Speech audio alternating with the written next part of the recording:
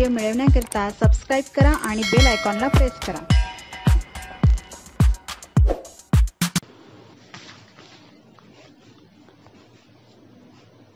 नमस्ते विद्यार्थी मित्रांनो, कष्टी चंद्रपूरमध्ये तुम्हा सर्वांचे पुन्हा एकदा मनपूर्वक स्वागत आहे।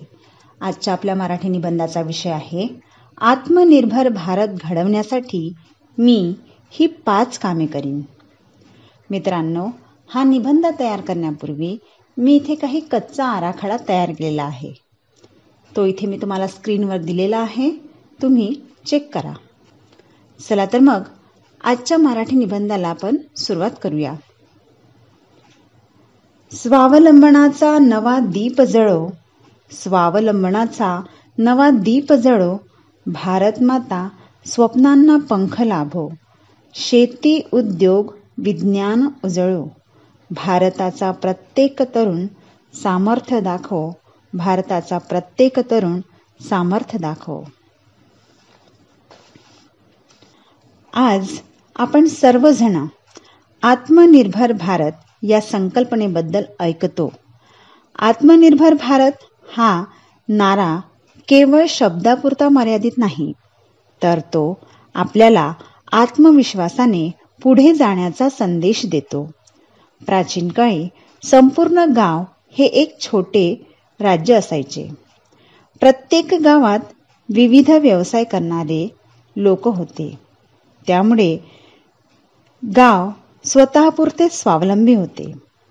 परंतु औद्योगिक क्रांती, परकीय आक्रमणे, ब्रिटिश राज्य यामुळे परकीय वस्तूंवर अवलंबून राहण्याची प्रवृत्ती वाढली। स्वातंत्र्य प्राप्तीनंतर भारत देशाची भरभरून प्रगती झाली, पण आजही आपण अनेक वस्तूसाठी परदेशावर अवलंबून आहोत। उदाहरणार्थ, कोरोना काळात औषधे, उपकरणे, अगदी लहान सहान वस्तूसाठी देखील आपल्याला आयातीवर अवलंबून राहावे लागले।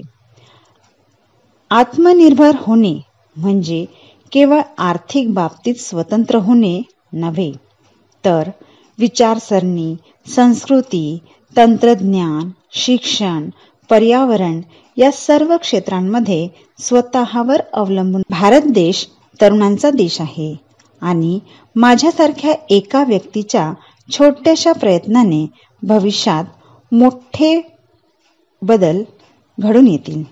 म्हणून मी आत्मनिर्भर भारत घडवण्यासाठी 5 कामे करण्याचा निश्चय केला आहे।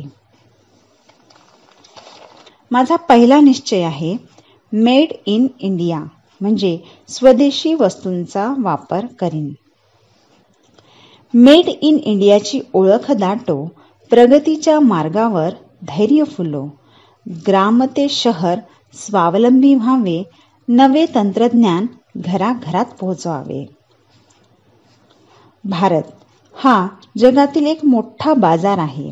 यात अनेक वस्तू परदेशातून येतात व तो पैसा थेट परदेशी कंपन्यांकडे जातो, त्यामुळे आपल्या देशातील उद्योग मागे पडतात।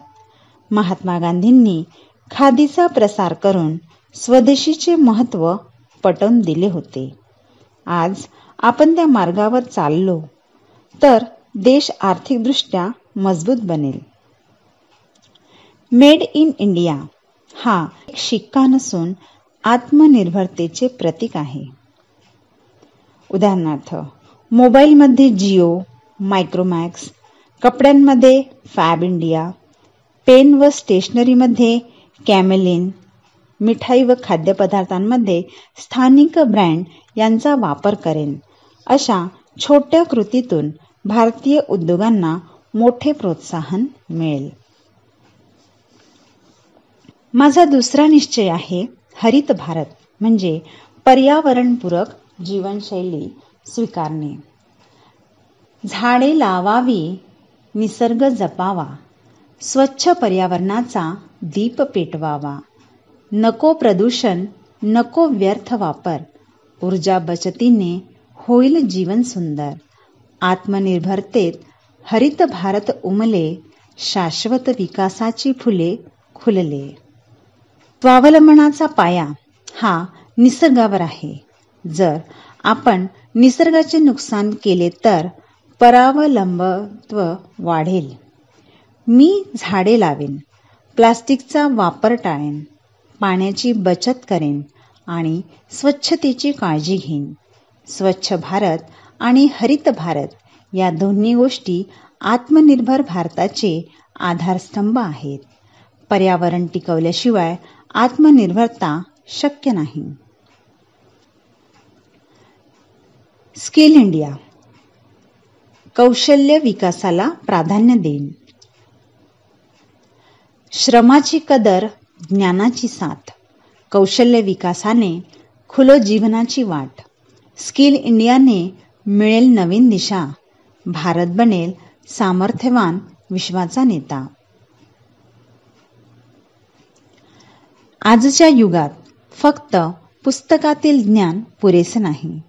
बदलत्या जगात टिकून राहण्यासाठी आणि प्रगती करण्यासाठी नवीन. मी स्वतः संगणकशास्त्र, इंग्रजी संवाद, कौशल्य, हस्तकला, शेतीतील आधुनिक पद्धती, लघु उद्योग याविषयी ज्ञान मिळवण्याचा प्रयत्न करेन. केवळ नोकरी शोधण्याचा प्रयत्न न करता रोजगार निर्माण करण्याचा प्रयत्न करेल. उदाहरणार्थ, माझा भारत देश शेतीप्रधान आहे. मी घेतलेल्या ज्ञानाचा वापर करून अधिक चांगले उत्पादन घेण्यास मदत मिळेल. यामुळे केवळ एका कुटुंबाचा नाही तर संपूर्ण गावाचा विकास होईल. नवीन कौशल्य शिकण्यासाठी माझ्या मित्रमैत्रिणींना प्रेरित करेन. कौशल्य संपन्न युवक हेच आत्मनिर्भर भारताचे खरे. वोकल फॉर लोकल म्हणजे स्थानिक उद्योगांना साथ देईन. गावागावातून उठो नवा आवाज.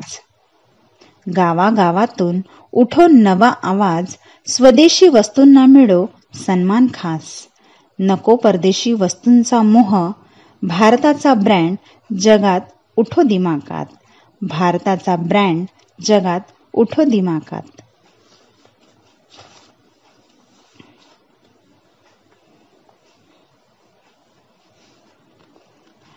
आपल्या देशातील कामगार वर्ग भारताची ताकद आहेत.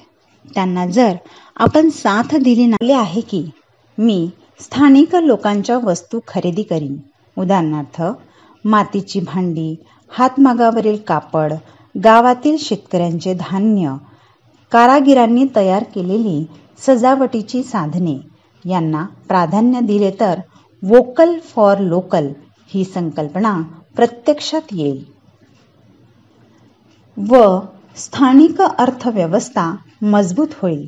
म्हणून मी मोठ्या परदेशी ब्रँडच्या मागे धावणार नाही व गावातील कारागिरांच्या वस्तूकडे दुर्लक्ष करणार नाही. स्थानिक उद्योगातील वस्तूंची प्रदर्शनी भरवून विक्रीसाठी ठेवल्या जातात. डिजिटल भारत महत्त्वपूर्ण योगदान.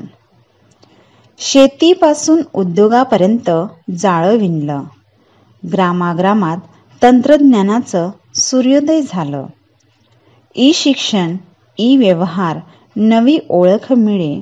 डिजिटल भारत घडवितो महोत्सवाचे सोहळे. जर आपण सर्वांनी डिजिटल साधनांचा उपयोग केला तर प्रशासन पारदर्शक बनेल. मी मोबाईल, संगणक व इंटरनेटचा वापर केवळ मनोरंजनासाठी न करता ज्ञान, ऑनलाईन शिक्षण, ऑनलाईन बँकिंग व्यवहार, ई गव्हर्नर सेवा, सोशल मीडियाचा योग्य वापर, ई लायब्ररी, ई लर्निंग आणि नवकल्पना यासाठी मी डिजिटल इंडियाच्या मोहिमेत हातभार लावीन. निष्कर्ष. आत्मनिर्भर भारत हे प्रत्येक भारतीय नागरिकाने स्वीकारायची जीवन पद्धती आहे. आपल्या छोट्या छोट्या प्रयत्नांमधूनच मोठा बदल घडतो. फक्त तो प्रयत्न पाळायचा असतो. आत्मनिर्भर भारत सरकारचे काम नाही.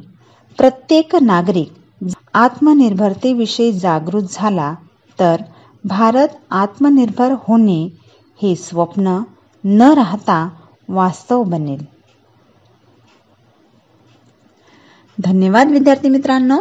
व्हिडिओ आवडल्यास लाईक, शेअर आणि सबस्क्राईब नक्की करा आणि आपल्या प्रतिक्रिया माझ्यापर्यंत